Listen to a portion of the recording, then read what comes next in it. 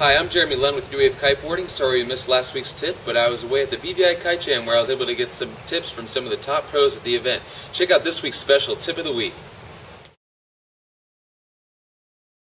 Hey guys, I'm Shannon Best, and your progression tip is always keep your hands in the middle of the bar when you're doing tricks, so you don't actually overfly the kite when you're flying the kite. So unless you're trying to do a kite loop, then you go to the side of the bar. But if you're trying to throw tricks and learning how to do tricks, especially if they're unhooked, put the hands in the middle of the bar.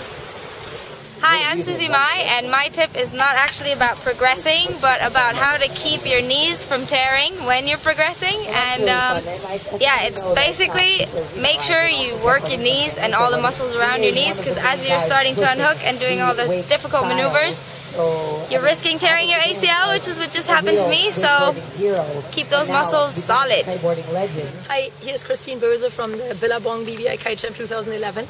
My tip for you guys out there is, if you want to improve your riding, you want to learn new tricks, do it in a progression. You don't want to start or try learning a trick that is way too advanced for you. You want to start from, the least advanced to the highest tricks you can do. So let's say, for example, you want to do a rally to blind. Obviously you have to be able to do a rally first, but you also have to maybe start with a chop hop, which is hooked in, not steering your kite, just doing a little pop, doing the same thing, unhooking, doing an unhooked chop hop, then learning a rally, and then trying the rally to blind, but not before you actually learned how to ride blind hooked in first. So that's very important. If you learn the little steps first, then it's going to be much easier for you to actually learn the more advanced steps. Hey, my name is Sander Lenton, and my tip to you is to keep a tuned kite, properly tuned. If you don't know how to tune your kite, ask a local pro on your beach to help you out tune your kite and get the most out of your kite. Hey, I'm Yuri Zoon. I'm a professional kiteboarder, and my tip is never give up. Just always keep trying and watch some videos on the internet from the guys who are doing the trick, and just keep trying it, and in the end you will get it. Alright, my name is Madison Van Herk, and my tip is to be very careful when it's super windy and not walk upwind of kites. You never know when a gust will hit you, and you may be walking with your board and get pulled into the kite downwind of you and rip that kite and have to come off the water or whatever. So just don't walk upwind of kites on super windy days. Hi, I'm Tommy Fields, and my trick tip is to, once you learn new tricks, make sure you learn them switch too. That way you can do stuff going both ways on the water. Have fun. Hey, how's it going? My name's Pete Cabrina, and here's my tip for you. It's around surfing with a kiteboard. A lot of guys think they need a really big surfboard or a really big kite, but the general idea these days is to ride as small of a kite as you can and stay on more of a surfy type board, something that's not too big and not too small. For example, myself, I'm 148, 150 pounds, and my bread and butter board's a 5'7". When you're riding front side, you can get away with a slightly smaller kite. If you're riding backside, a lot of times you probably want to gun it up a little bit with your kite, just so you don't have to fly it as much. Just park it and surf underneath it. But that's my tip. Smaller kite, slightly larger board, but don't go too big.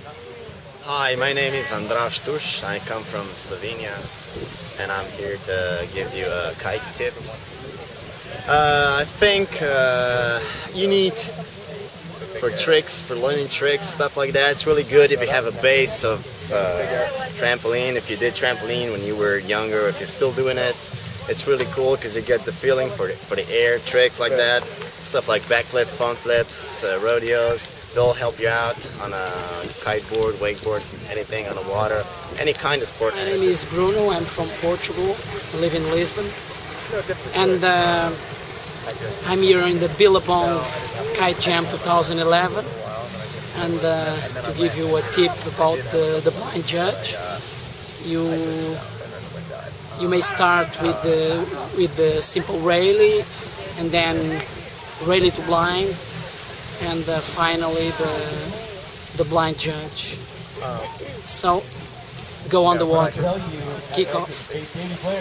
Guys, I'm Laurel Eastman here at the BVI Kite Jam, and I own a kiteboarding school in the Dominican Republic, so I'm dealing on a day-to-day basis with people who are trying to learn kiteboarding and improve their level. So I just want to talk to you for a moment about psychology behind getting the tricks done, because before you can do it, you have to do it with your mind. So number one thing I would say is research. Watch it over and over again. Watch the video. Implant that picture into your mind. Then do a little visualization. Put the picture of you doing that trick. Picture your board shorts, the sky, your kite, everything. Put it in your mind and then go out onto the water and do it. Now, probably you're not going to do it the first time, so rather than just getting up when you crash and keep going, I want you to stop, take a moment and think, what just happened? Why did I crash? It really can only be one of three things. It's either your kite, it's your body, or it's your board. So break it down in your mind, and then before you know it, you'll be on the water like the pros at the BVI Kite Jam.